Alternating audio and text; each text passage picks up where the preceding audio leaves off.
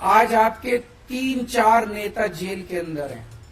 आज अगर वो झुक जाएं, अगर वो इनकी बात मान लें, अगर वो आज बीजेपी में चले जाएं, 2 दिन के अंदर बाहर आ जाएंगे। मनीष सिसोदिया को तो देखो, उनकी वाइफ कितनी बीमार है, कितनी ज्यादा बीमार है। उनका बेटा कनाडा में है, उनके घर में उनका ख्याल रखने वाला कोई नहीं है, लेकिन फिर भी 10 महीने हो गए जेल में उनको। आज अगर मनीष सिसोदिया बीजेपी के साथ हाथ मिला लें, अपना अच्छी जिंदगी जिएंगे, लेकिन नहीं। इस देश नहीं, पूरी दुनिया के एक बहुत बड़े महापुरुष के महापरिनिर्वाण दिवस के अवसर पे हम लोग एकत्रित हुए हैं। हम पूरे दिल से उनको अपनी श्रद्धांजलि अर्पित करते हैं और उनसे हर कदम पे हमें गाइड करें, ऐसा उनसे हम आशीर्वाद मांगते हैं। मैं उन्हें महापुरुष क्यों कह रहा हूं? मैं उनके जीवन के कुछ किस्से आप लोगों को सुनाना चाहूंगा। ये किस्से मैं पहले कई बार दोहरा चुका हूं, लेकिन आज फिर दोहराऊंगा ताकि आप लोग भी आगे जाके सब लोगों को इसके बारे में बताएं और ज्यादा से ज्यादा लोगों को उनके जीवन से प्रेरणा मिले, ऐसी मेरी इच्छा है। हम सब जानते हैं कि बाबा साहब एक बहुत बहुत गरीब परिवार में पैदा हुए थे। बाबा साहब दलित परिवार में पैदा हुए थे। उनके घर में खाने को भी नहीं था, 3 टाइम की रोटी भी नहीं मिलती थी, बहुत ज्यादा गरीब थे। छुआछूत इतनी ज्यादा थी उन दिनों में, इतनी ज्यादा थी कि स्कूल जाते थे, अपनी टाट अपने साथ लेके जाया करते थे। क्लास में उनको घुसने नहीं दिया जाता था, उनको बाहर बिठा दिया जाता था। तो आप सोच के देखो, इमेजिन करो कि अंदर क्लास चल रही है, टीचर अंदर क्लास में पढ़ा रहा है और बाहर एक बच्चा बैठा है जो अंदर टीचर पढ़ा रहा है उसको बाहर बैठ के सुन रहा है। इस तरह से उन्होंने अपनी प्रारंभिक शिक्षा पूरी की। उनको पानी भी उस घड़े से पानी नहीं पीने दिया जाता था जो घड़ा बाकी बच्चों के लिए होता था। इस तरह से करते करते उन्होंने अपनी प्रारंभिक शिक्षा पूरी की। उन्होंने स्कूल की शिक्षा पूरी की, कॉलेज की शिक्षा पूरी की। उसके बाद 1913 में वो अमेरिका में कोलंबिया यूनिवर्सिटी में पढ़ने चले गए।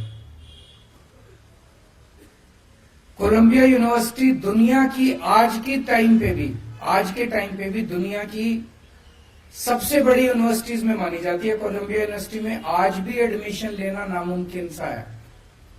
हमारे अपने बच्चे, आप सब लोग जितने यहाँ बैठे हैं, कई मंत्री बैठे हैं, कई एमएलए बैठे हैं, कई आम आदमी पार्टी के ऑफिस बेरर्स बैठे हैं, राज्यसभा मेंबर बैठे हैं। आप लोगों के भी बच्चे अगर आज कोलंबिया यूनिवर्सिटी में एडमिशन लेना चाहें, आसान काम नहीं है, बहुत मुश्किल काम है। तो आप सोच सकते हो कि कितने इंटेलिजेंट रहे होंगे वो, कितने प्रतिभाशाली रहे होंगे वो, कि 1913 में उनको कोलंबिया यूनिवर्सिटी में एडमिशन मिला। पहली बात मैं ये सोचता हूं, एडमिशन कैसे मिला? आज अगर आपको अमेरिका, फ्रांस, जापान, इटली किसी यूनिवर्सिटी में एडमिशन लेना हो, आप क्या करते हो? गूगल पे जाते हो, सर्च मारते हो, उसका फॉर्म डाउनलोड करते हो, फिर फॉर्म भरते हो, फॉर्म अप्लाई कर देते हो। उन दिनों में तो गूगल भी नहीं होता था, उन दिनों में तो कुछ भी नहीं था, इंटरनेट भी नहीं था। मैं ये सोच रहा था कि एक इतना गरीब बच्चा, एक पिछड़े गांव का रहने वाला बच्चा, उसको बताया किसने कि कोई कोलंबिया यूनिवर्सिटी भी होती है, कोई अमेरिका भी होता है देश, कोई कोलंबिया यूनिवर्सिटी भी होती है। उस कोलंबिया यूनिवर्सिटी में ऐसे फॉर्म मिलता है, यहां से फॉर्म मिलता है। किसने बताया होगा उनको? खैर, उनको कोलंबिया यूनिवर्सिटी में एडमिशन मिला, वहां से उन्होंने पीएचडी करी। पर वो पढ़ाई को इतना ज्यादा तवज्जो देते थे, इतना तवज्जो देते थे कि उनका एक पीएचडी से मन नहीं भरा। फिर उन्होंने दूसरी पीएचडी के लिए अप्लाई करा। कहां करा? लंदन स्कूल ऑफ इकोनॉमिक्स में। लंदन स्कूल ऑफ इकोनॉमिक्स में तो इम्पॉसिबल है एडमिशन लेना, इतना मुश्किल है एडमिशन लेना, आज की डेट में भी इतना मुश्किल है एडमिशन लेना। उनको लंदन स्कूल ऑफ इकोनॉमिक्स में एडमिशन मिला, वहां वो पढ़ने के लिए गए, बीच में उनके पैसे खत्म हो गए, वो थोड़े दिन के लिए वापस आए, थोड़े पैसे इकट्ठे किए, फिर दोबारा वो गए और दोबारा उन्होंने जाके अपनी डॉक्टरेट पूरी करी।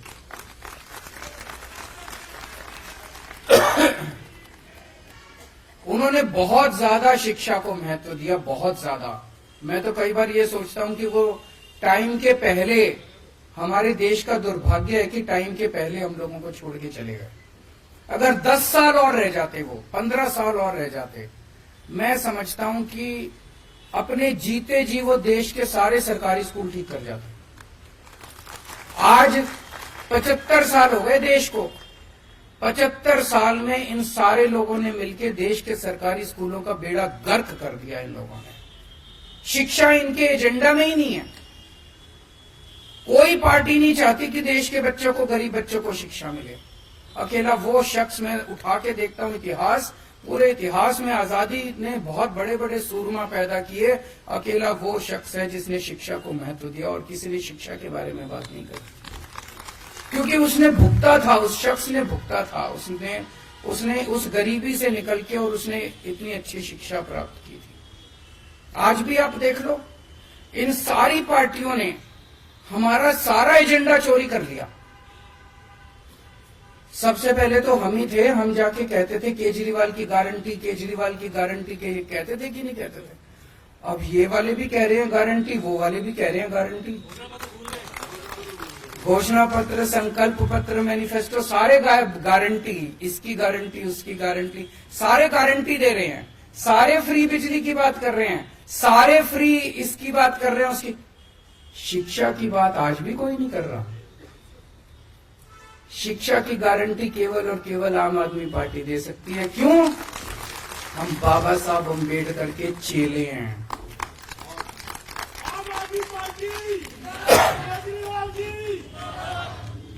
आज भी कोई, दोनों पार्टियां उठा के देख लो, दोनों के गारंटी कह लो, संकल्प पत्र कह लो, कुछ भी, दोनों में से कोई पार्टी नहीं कहती आपके बच्चों के लिए स्कूल बनवा देंगे। दोनों में से कोई पार्टी नहीं कहती सरकारी स्कूल ठीक कर देंगे, फ्री में ये दे देंगे, फ्री में वो दे देंगे। शिक्षा की बात केवल आम आदमी पार्टी करती है और कोई पार्टी नहीं करती। तो शिक्षा के ऊपर आम आदमी पार्टी ने बहुत काम किया है, क्योंकि हमें दिल से लगता है कि हम बहुत आम लोग हैं। ये जितने अपने एमएलए हैं, 90% से ज्यादा अपने एमएलए कोई पार्टी के किसी नेता के या किसी उसके बच्चे नहीं है, कोई पॉलिटिक्स से नहीं आए थे। हम सब लोग आम लोग हैं, आम जिंदगी से आए और एक आम आदमी की समस्या को समझते हैं। मेरे पिताजी, मेरी माताजी, मेरे दादाजी, मेरे नाना जी, मेरी नानी, मेरे मामे, दूर दूर तक मेरे पूरी रिश्तेदारी में कोई पॉलिटिक्स में नहीं है। हम पॉलिटिक्स से नहीं आए।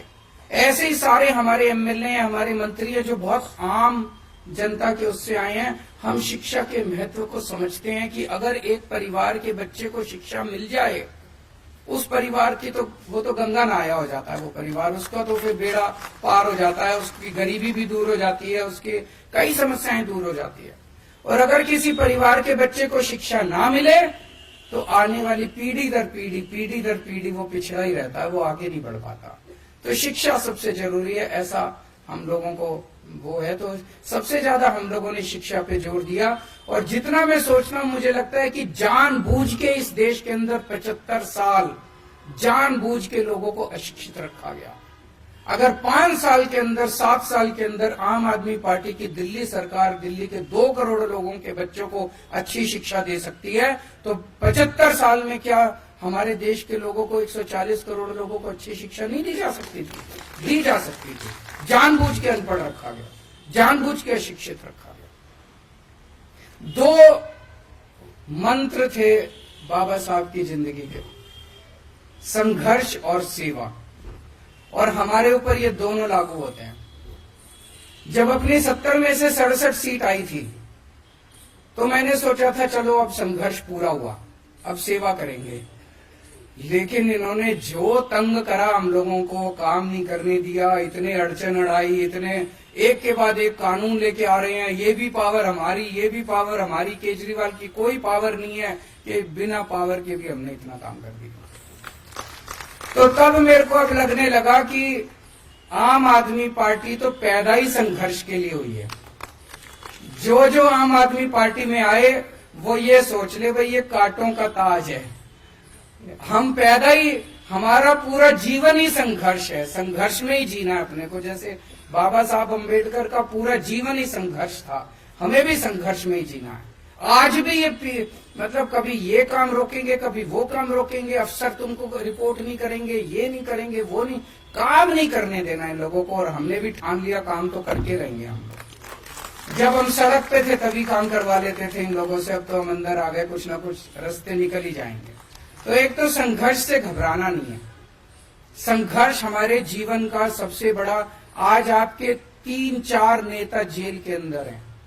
आज अगर वो झुक जाएं, अगर वो इनकी बात मान लें, अगर वो आज बीजेपी में चले जाएं, 2 दिन के अंदर बाहर आ जाएंगे। मनीष सिसोदिया को देखो, उनकी वाइफ कितनी बीमार है, कितनी ज्यादा बीमार है। उनका बेटा कनाडा में है, उनके घर में उनका ख्याल रखने वाला कोई नहीं है, लेकिन फिर भी 10 महीने हो गए जेल में उनको। आज अगर मनीष सिसोदिया बीजेपी के साथ हाथ मिला लें, अपना अच्छी जिंदगी जिएंगे, लेकिन नहीं। बाबा साहब अम्बेडकर के और भगत सिंह के चेले हैं, मर जाएंगे, कट जाएंगे, लेकिन झुकेंगे नहीं। देश के लिए लड़ने के लिए आए हैं, देश के लिए अपने असूलों से कभी समझौता नहीं होगा।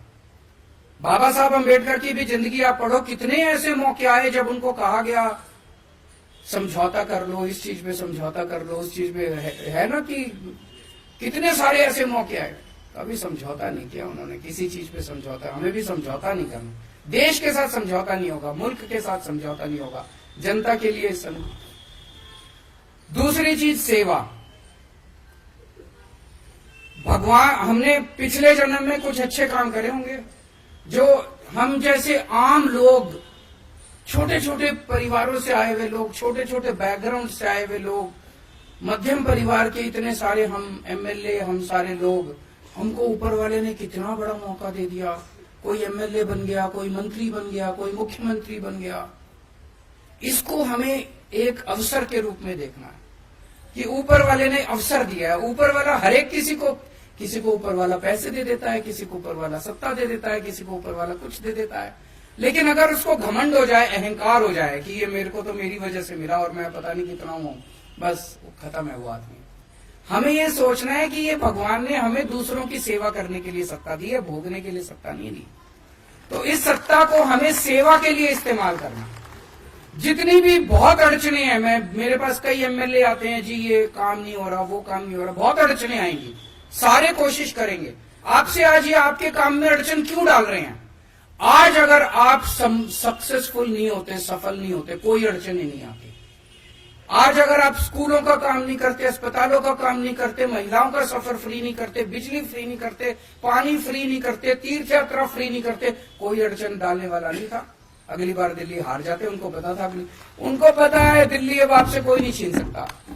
दिल्ली के लोग आपसे बहुत प्यार करते हैं, दिल्ली के लोग आपको छोड़ने वाले नहीं है, इसीलिए वो छीनने के लिए अड़चन तो डालेंगे। जितनी अड़चन डाल रहे हैं उतना आपको खुश होना चाहिए कि हम सफल हो रहे हैं, और उनकी नींद हराम कर रखी है, इसीलिए वो अड़चन डाल रहे हैं। तो अड़चनों को पार कर करके आपको सेवा करनी पड़ेगी, और सेवा के लिए ही पैदा हुए हैं, सेवा जरूर करनी खूब। दूसरी चीज, सबकी सेवा करनी है, चाहे वो बीजेपी वाला हो, चाहे वो कांग्रेस वाला हो, चाहे वो आम आदमी पार्टी वाला, उसमें कोई वो नहीं करना।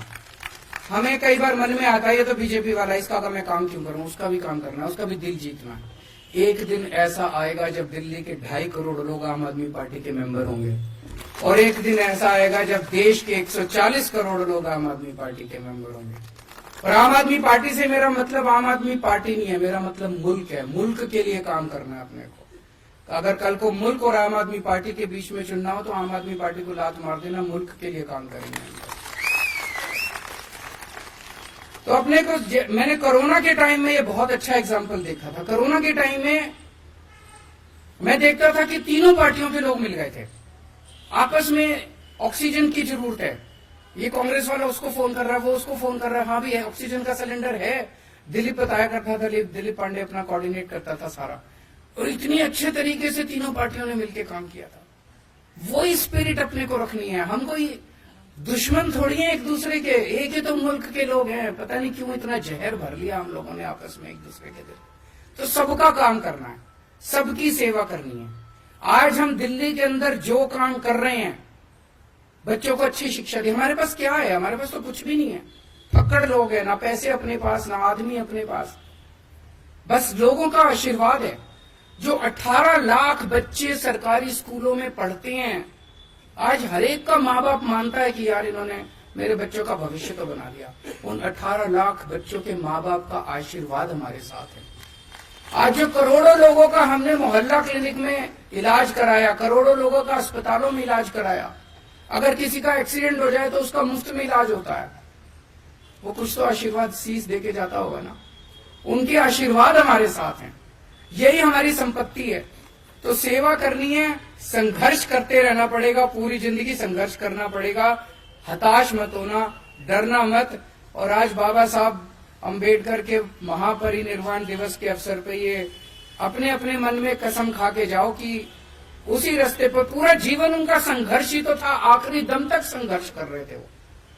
कितने किस्म किस्म के संघर्ष किए उन्होंने, राजनीतिक लेवल पे, सामाजिक लेवल पे, हर स्तर पे उन्होंने संघर्ष किया। जीवन ही संघर्ष है। जिस दिन जीवन में हमने समझौते कर लिए और हम कमजोर पड़ गए, उस दिन जिंदगी खत्म है तुम्हारी। आज एमएलए हो, कल एमएलए भी नहीं बचोगे।